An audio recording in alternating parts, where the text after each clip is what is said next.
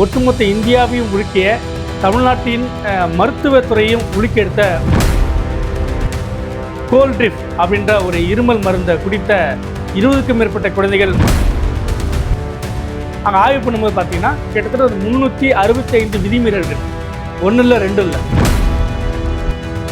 ஒரு பெயிண்டை கரைக்கிறதுக்கு பயன்படுத்தத்தக்க அளவுக்கு இந்த மருந்துகள் சின்னஞ்சிறு குழந்தைகளோட உடலுக்குள்ளே செலுத்தப்பட்டு அவங்க துடிக்க உயிரிழந்திருக்காங்க.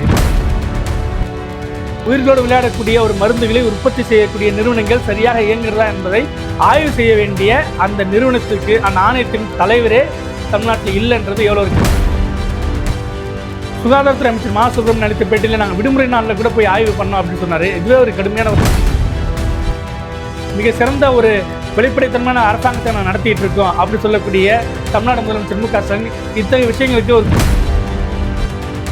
டிஎன் டாக்ஸ் நேயர்களுக்கு வணக்கம். நான் உங்கள் அரவிந்த் குமார். சமூகத்தில் நடக்கக்கூடிய முக்கியமான நிகழ்வுகளை அதோடைய பின்னணி தகவலோட வீடியோக்களாக பதிவு செஞ்சுட்டு வந்துட்டுருக்கோம்.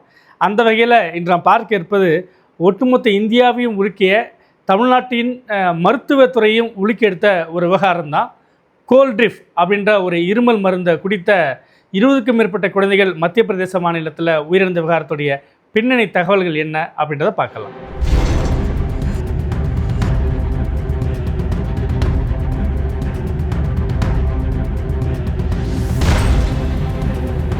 இந்தியாவிலேயே மருத்துவத்துக்கு ரொம்ப ஒரு புகழ்பெற்ற ஒரு மாநிலமாக இருக்கிறது தமிழ்நாடு தான். சென்னை வந்துட்டு கிட்டத்தட்ட ஒரு மருத்துவ தலைநகராகவே பார்க்கப்படுது. உலகின் பல்வேறு நாடுகளிலிருந்து, வளர்ந்த நாடுகளிலிருந்து கூட, ஜெர்மனி போன்ற நாடுகளிலிருந்தும், இங்கிலாந்து, அமெரிக்கா போன்ற நாடுகளிலிருந்து கூட தமிழ்நாட்டுக்கு வராங்க. இங்கே இருக்கக்கூடிய மருத்துவமனைகளில் மிக நுணுக்கமான, செய்வதற்கு அரிய சிரமமான அறுவை சிகிச்சையில் கூட செய்து அவங்க உயிர் பெற்று முழு உடல்நலத்தோடைய திரும்பக்கூடிய காட்சிகளையும் செய்திகளையும் நம்ம அவ்வப்போது பார்த்துட்டு தான் வரோம். அதே போல் தமிழ்நாடு நடத்தக்கூடிய அரசு ஓமந்தூரார் மருத்துவமனை, ஸ்டான்லி மருத்துவமனை, இப்போ ஆர்எஸ்ஆர் மருத்துவமனை, இப்படியான பெரிய மருத்துவமனைகள்லாம் கூட கை மாற்று சிகிச்சை, அறுவை சிகிச்சை, இதய மாற்று அறுவை சிகிச்சை, இப்படி வித்தியாசமான அறுவை சிகிச்சைகள்லாம் செய்து நம்முடைய மருத்துவர்கள் வந்துட்டு சாதனை செய்யக்கூடிய செய்திகள்லாம் நம்ம பார்த்துட்டு வந்துட்டுருக்கோம். அதனால தான் இந்த தமிழ்நாட்டில் நீட் தேர்வுக்கு பெரிய எதிர்ப்பு. ஏன்னா மருத்துவத்துறை மேலே தமிழர்களுக்கு ஒரு பெரிய அபரிமிதமான மரியாதை இருக்குது. அது வருவாய் என்பதை தாண்டி அது உயிர் காக்கும் தொழில் என்பதால் ஒவ்வொரு குடும்பத்துலேயும் தங்கள் குடும்பத்திலேருந்து ஒருத்தர் டாக்டர் ஆகணும் அப்படின்றத விரும்பி நீட் தேர்வுக்கு பாடுபட்டு எழுதி இப்போ மருத்துவத்தில் சேர்றது, அதன் பிறகு சமூகத்துக்கு சேவையாற்றுவது, இல்லாட்டி வருவாய் ஈட்டக்கூடிய தொழிலாக அதை பார்ப்பது, ஏதோ ஒன்றில் ஈடுபடுறாங்க. அப்படி இருக்கும்போது இப்போ நடந்திருக்கக்கூடிய ஒரு சம்பவம் ஒட்டுமொத்த தமிழ்நாடு மருத்துவத்துறையே பெரும் கவலைக்குரிய செய்தியாக மாற்றிருக்கு. என்னென்னா, மத்திய பிரதேசத்தில் திடீர்னு சில குழந்தைங்களுக்கு உடல்நலக்குறைவு ஏற்படுது. அவங்களுக்கெல்லாம் கோல்ட்ரிப் அப்படின்ற ஒரு இருமல் சிறப்பு தான் கொடுத்துருக்காங்க. அதை குடித்த உடனே வயிற்றுப்போக்கு ஏற்படுது, வாந்தி பேதி ஏற்படுது. அதை தாண்டி சிறுநீர் கழிப்பதில் பல சிக்கல்கள் ஏற்படுது. மருத்துவமனைக்கு அனுமதிக்கப்பட்ட உடனேயே அவங்க டக்குன்ட்டு நிறைய குழந்தைகள் இறக்குறாங்க. இதை உடனே இந்த மத்திய பிரதேச சுகாதாரத்துறை கவனத்தில் கொண்டு அங்கே ஆய்வு நடத்தும் போது இந்த குறிப்பிட்ட கோல்ட்ரிப் அப்படின்ற இருமல் சிறப்பை குடித்த குழந்தைகளுக்கு தான் இந்த சிக்கல்ன்றப்போ இது எங்கேருந்து வந்திருக்குன்னா தமிழ்நாட்டிலேருந்து இறக்குமதி பண்ணியிருக்காங்கன்னு தெரியுது. உடனே தமிழ்நாடு அரசுக்கு அவங்க தகவல் தெரிவிக்கிறாங்க. தமிழ்நாடு அரசு அக்டோபர் 1ஆம் தேதி என்று அந்த நிறுவனத்துக்கு ஆய்வு பண்ணி உடனடியாக தடை விதிக்கிறாங்க. அதுக்கு நடுவிலேயே 20க்கும் மேற்பட்ட குழந்தைகள் மத்திய பிரதேசத்தில் இறந்துட்டாங்க. உத்தரப்பிரதேசத்தில் 1-2 குழந்தைகள், ஒட்டுமொத்தமாக ஒரு 26 குழந்தைகள் இந்த கோல்ட்ரிப் அப்படின்ற ஒரே ஒரு மருந்துனால உயிரிழந்திருக்கிறாங்க. இந்த மருந்தால் எங்கே இருக்குது அப்படின்னா காஞ்சிபுரம் மாவட்டம் சுங்குவார் சத்திரத்தில் இருக்குது. பொதுவாக ஒரு மருந்து உற்பத்தி நிறுவனம் எப்படி இருக்கும்னா பல அடுக்கு பாதுகாப்பு இருக்கும். இது கிட்டத்தட்ட ஒரு ஆஸ்பெஸ்டாஸ் ஷீட்டு போட்ட ஒரு கட்டடம். அதுக்குள்ளே பார்த்தீங்கன்னா 2 ப்ளூ கலர் பேரல் ட்ரம் இருக்குது. அங்கங்கே செதறிப்போன ஒரு பாலித்தீன் பைகள், கவர்கள், பிளாஸ்டிக் கவர்கள் இருக்குது. அந்த சுத்திகரிப்பிற்கான உபகரணங்கள்லாம் பெரிய அளவுக்குலாம் இல்லவே இல்லை. மொத்தமே 12 பேர் தான் அங்கே வேலை செஞ்சுருக்காங்க. ஜி ரங்கநாதன் அப்படின்னு ஒரு 73 வயதான ஒருத்தர் தான் இந்த நிறுவனத்தை நடத்திட்டு வந்திருக்காரு. 2011 இந்த நிறுவனத்துக்கு உரிமம் வழங்கப்பட்டிருக்கு. அப்போதிலிருந்து இவர்கள் இந்த கோல்ட்ரிப்பு இன்னும் 2-3 மருந்துகள்லாம் அவங்க தயாரிச்சுட்டு வந்துட்டுருக்காங்க. இந்த கோல்ட்ரிப்பு மத்திய பிரதேசம், உத்தரப்பிரதேசம், ஒடிசா, புதுச்சேரி இப்படி பல மாநிலங்களுக்கு அவங்க அனுப்பிட்டு தான் வந்துட்டு இருக்கிறாங்க. இதில் SR-13 2025 இந்த பேட்ச் மே மாதம் தயாரிக்கப்பட்டு செப்டம்பர் மாதம் ஏற்றுமதி செய்யப்பட்ட இந்த பேட்ச்லேருந்து போனது தான் இப்போ உயிர் பலி வாங்கியிருக்கு. உடனே தமிழ்நாடு அரசு என்ன பண்ணியிருக்காங்க அப்படின்னா அங்கே ஆய்வு பண்ணும்போது பார்த்தீங்கன்னா கிட்டத்தட்ட ஒரு 365 விதிமீறல்கள், ஒன்றும் இல்லை 2 இல்லை. ஒரு மருந்து உற்பத்தி நிறுவனம் நடப்பதற்கென்று பல வழிகாட்டு நெறிமுறைகள் இருக்குது, அது அனைத்துமே மீறப்பட்டிருக்கு. உடனே அதுக்கு சீல் வைக்கிறாங்க. அந்த 365ல் 300க்கும் மேற்பட்டவை மிகப்பெரிய விதிமீறல்கள். அப்படி இருக்கும்போது இது எப்படி நடந்தது, ஏன் இத்தனை நாள் அது கவனிக்காமல் இருக்காங்க அப்படின்ற ஒரு கேள்வி எழுது இல்லையா? இப்போ அதுக்கு வந்துட்டு அந்த SR-13 பேட்சில் அனுப்பப்பட்ட எல்லா மருந்துகளையும் திரும்ப வாங்கியிருக்கிறாங்க. இதுக்கப்புறம் அவங்க உற்பத்தி செய்யக்கூடாது, அந்த உரிமை நிறுவனத்துக்கு சீல் வைக்கப்பட்டிருக்கு. தலைமறைவாக இருந்த அந்த உரிமையாளர் ரங்கநாதன் மத்திய பிரதேசத்தில் வந்த தனிப்படை போலீஸாரும் தமிழ்நாடு போலீஸாரும் இணைந்து அவரை கைது பண்ணி மத்திய பிரதேசத்துக்கு கொண்டு போயிட்டாங்க. இப்போ இதுதான் நடந்திருக்கு. ஆனால் இதில் என்னென்னலாம் விதிமீறல் நடந்திருக்குன்றதை நம்ம பார்க்கணும் இல்லையா? அதாவது இந்தியாவில் குறிப்பாக தமிழ்நாட்டில் ஒரு 600க்கும் மேற்பட்ட மருந்து தயாரிப்பு நிறுவனங்கள் இருக்குது. ஒரு 100% மருந்துகள் இருக்குது வச்சுக்கலாம் இந்தியாவில். அதில் 60%க்கு மாநில அரசுகளே, அந்தந்த மாநில அரசுகளே லைசன்ஸ் வாங்கலாம், இதை நீங்கள் உற்பத்தி பண்ணிக்கலாம் அப்படின்ட்டு. ஒரு 20%க்கு மத்திய அரசு மட்டும்தான் வழங்க முடியும். தடுப்பூசி புதுசாக கண்டுபிடிக்கிறாங்க, இந்த கொரோனா காலத்தில் புதுசாலாம் நிறைய வந்து இல்லை, கோவிட் மாதிரி, இதற்கெல்லாம் மத்திய அரசு மட்டும்தான் அனுமதி தர முடியும். ஒரு 20%க்கு மத்திய அரசும் மாநில அரசும் இணைந்து அனுமதி தரணும். இதுதான் அந்த 100% விஷயத்துக்கு ஒரு அளவுகோல். இதில் எப்போ வேண்டுமானாலும் மாநில அரசும் போய் சோதனை பண்ணலாம், மத்திய அரசும் வந்து சோதனை பண்ணலாம். இதுக்காக தமிழ்நாட்டில் மருந்து ஒழுங்குமுறை ஆணையம் அப்படின்னு ஒன்று இருக்குது.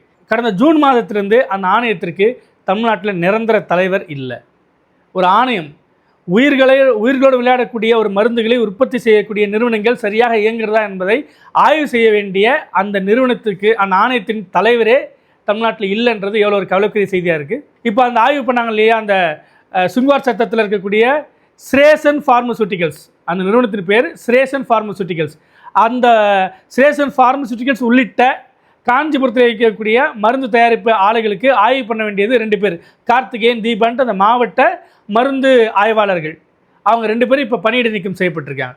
ஒருவேளை அவங்க வந்துட்டு உரிய முறையில் ஆய்வு செய்திருந்தாங்கன்னா இந்த இடத்துல ஏன் இப்படி இருக்குது, ஏன் இந்த இடத்துல போதிய உபகரணங்கள் இல்லை, ஏன் இது வந்துட்டு சுத்த தரமான பொருளாக இல்லைன்ற கேள்வி எழுப்பியிருந்தாங்கன்னா இந்த உயிரிழப்புகள் ஏற்பட்டிருக்காதுன்ற அடிப்படையில் அவங்க 2 பேர் பணியிடம் நீக்கம் செய்யப்பட்டிருக்காங்க.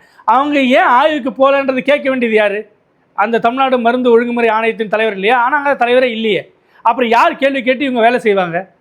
இது ஒரு முக்கியமான ஒரு சிக்கலாக நான் இதில் பார்க்குறேன். அடிப்படையில் இந்த உயிரிழப்புகளுக்கு என்ன காரணம் அப்படின்னா, அந்த கோல்ட்ரிஃப் மருந்தில் டைஎத்திலின் கிளைக்கால் அப்படின்ட்டு ஒரு வேதிப்பொருள் இருக்குது. இந்த டைஎத்திலின் கிளைக்கால் எதுலேருந்து வருதுன்னா, பெட்ரோல் தயாரிக்கும் போது கிடைக்கக்கூடிய உபரி பொருள் தான் இந்த டைஎத்திலின் கிளைக்கால். இது மருந்துகளில் ஒரு கரைப்பானாக செயல்படுது. இது எவ்வளோ இருக்குன்னா 0.1%, 0.1% தான் இது மருந்துகளில் இருக்கணும். ஏன்னா முக்கியமான வேதிப்பொருளை கரைப்பதற்கான ஒரு கரைப்பானாக இது செயல்படுது. ஆனால் கோல்ட்ரிஃபில் இதோடைய அளவு 48.6% இருந்திருக்கு. அப்போ இது வயிற்றுக்குள்ளே வேறு எதெல்லாம் கரைச்சிருக்கும், கிட்னிக்குள்ளே வேறு எதெல்லாம் கரைச்சிருக்கும், இதுதான் இங்கே இருக்கிற சிக்கல். அப்போது இந்த அளவுகோல் ஒவ்வொரு ஆய்வாளர்களும் வந்து ஒரு சாம்பிள் எடுத்துகிட்டு போவாங்க, ரேண்டமாக எங்கே வேணால் யார் வேணால் வருவாங்க மருந்து தயாரிப்பு ஆலைகளில்.